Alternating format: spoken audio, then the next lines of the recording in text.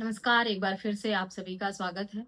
इस वीडियो के माध्यम से मैं उड़ीसा हाई कोर्ट का आया हाल ही का एक बहुत यूज़फुल जजमेंट आप लोगों के साथ साझा करने वाली हूँ, जो जजमेंट पति लोगों के लिए बहुत यूज़फुल है। ये हाई कोर्ट का फैसला पति के हक में है और बहुत ही लैंडमार्क है।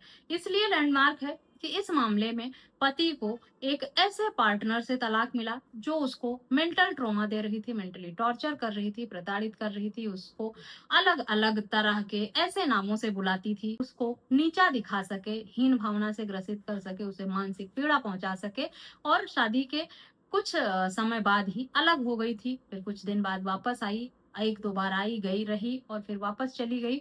आती-जाती रही कुछ-कुछ दिनों के लिए, लेकिन उसका व्यवहार अपने पति के प्रति बहुत खराब था, निकम्मा जैसे शब्द यूज़ करती थी। पति फिज़िकली डिसेबल था, अ, शारीरिक रूप से सक्षम नहीं था, जिसकी वजह से उसे अलग-अलग नामों से बुलाती थी वो। नीचा दिखाने के लिए, उसे साबित करने के लिए, बेरोज़गार साबित करने के लिए, किसी योग्य नहीं है ऐसा साबित करने के लिए और इसी सब ग्राउंड पर पति ने और साथ ही साथ डिजर्शन का ग्राउंड लेकर पति ने डाइवोर्स की माँग की थी। इस मामले में पति को तलाक मिल गया मेंटल क्रूरल्टी के ग्राउंड पे। साथ ही साथ एक भी रुपए मेंटेनेंस और एलिमनी के रूप में पत्नी को नहीं देना पड़ा पति को। ये सबसे इम्पोर्टेंट जो है वो पति के हक में जजमेंट होगा, जिसमें किसी पति को एक ऐसी पत्नी से बिना एक भी रुपए दिए छुटकारा मिल जाए, वो बहुत ही यूज़फुल जजमेंट होता है।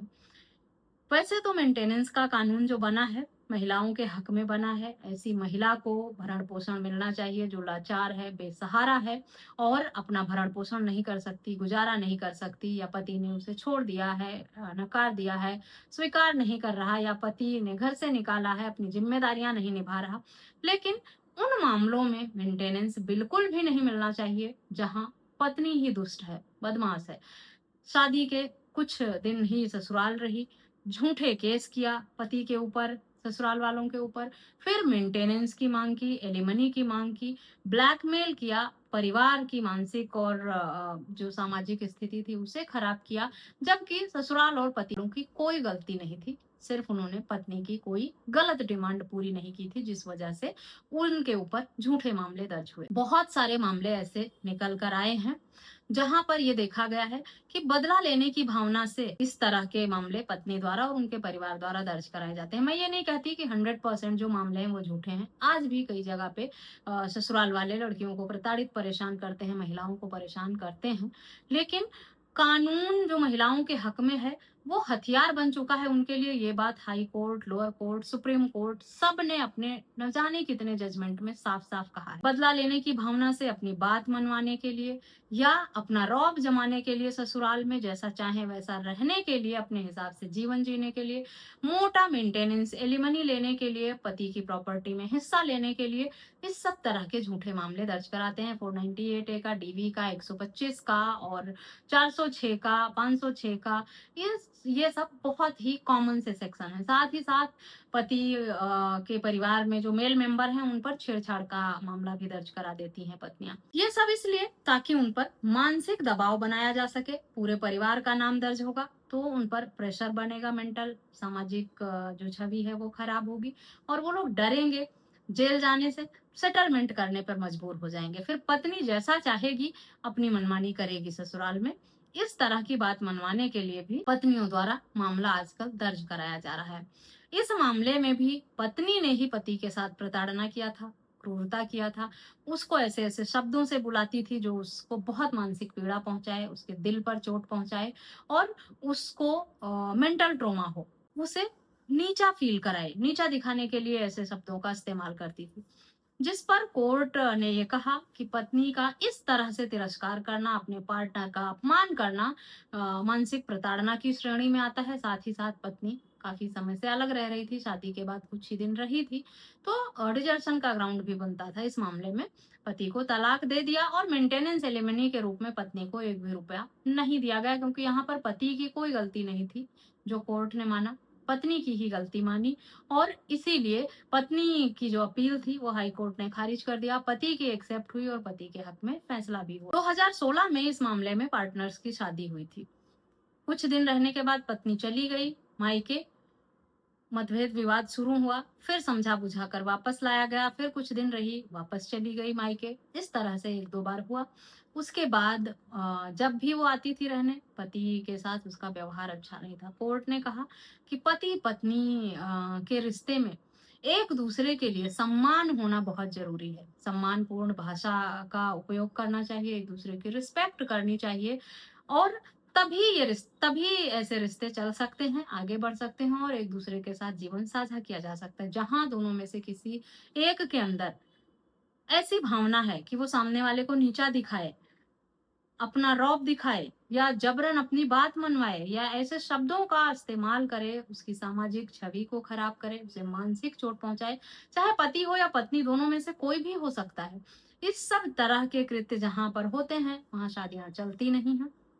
और ऐसे मामलों में तलाक होना स्वाभाविक है और ऐसे पार्टनर को एक दूसरे के साथ रहने का भी अधिकार नहीं है, क्योंकि ये हक किसी को नहीं है कि आप उसकी मानसिक स्थिति को इतना खराब करें, चाहे महिला हो या पुरुष हो। अगर किसी की कोई व्यक्ति शारीरिक रूप से सक्षम नहीं है या किसी व्यक्ति में कुछ प्रॉब्लम है, कुछ कमी है, इस बात को उसे हर बार फील कराना, उसको चोट पहुंचाना ऐसे शब्द बोलकर कि वो हीन भावना से ग्रसित हो जाए, वो ऐसे में कई बार लोग डिप्रेशन में चले जाते हैं, अपने जीवन को खत्म करने की सोचने लगते हैं या समाज से कटे रहते हैं, अपने आप को एक कमरे में बंद कर लेते हैं। उनके अंदर हीन भावना इतनी ज़्यादा हो जाती है, अगर लगातार उनको अपमानित किया जाता है, ऐसे शब्दों का प्रयोग किया जाता है कि तुम किसी लायक नहीं हो, तुम फिज़िकली सक्षम नहीं हो, तुम मेंटली सक्षम नहीं हो, तुम दिखने में अच्छे नहीं हो, तुम्हारी पर्सनैलिटी ऐसी है, तुम्हारी शक्ल ऐसी है, तुम्हारा कलर ऐसा है। इस सब तरह की बातें भी लोग आजकल करते हैं। ये सब क्रूरता की श्रेणी में ही रखा गया है। चाहे पति, चाहे पत्नी, कोई भी हो, अगर अपने पार्टनर को इस तरह से जलील करेगा, नीचा दिखाएगा या अपमानित शब्दों का प्रयोग करेगा, तो दूसरे पार्टनर को ये हक है कि वो इन सारे आधार को कोर्ट के समक्ष रखेगा और तलाक की मांग करेगा कि मेरा पार्टनर मुझे इन शब्दों से बुलाता है, इस तरह से प्रताड़ित परेशान करता है और मुझे ऐसे पार्टनर के साथ नहीं रहना, क्योंकि अगर मैं कुछ दिन और रहा तो मैं अपने आप को खत्म कर लूंगा।